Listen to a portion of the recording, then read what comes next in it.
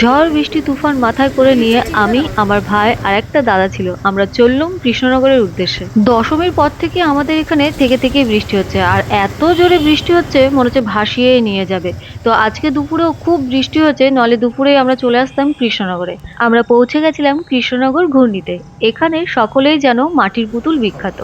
আর যেহেতু রাত পোহালে কোজাগরী লক্ষ্মী পুজো, তাই জন্য একটা লক্ষ্মী ঠাকুর নিতে এসেছিলাম।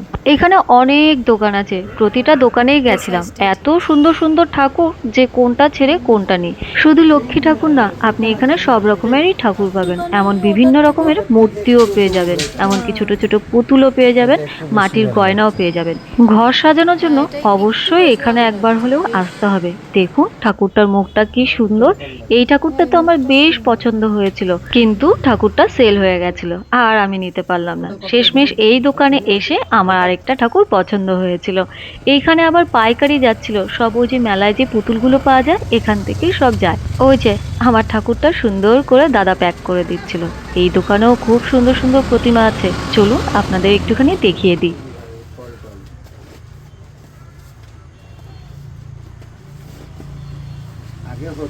দাদা আগে শুনে নিল যে আমি কিসে করে এসছি আর ঠাকুরটা কিসে করে নেব।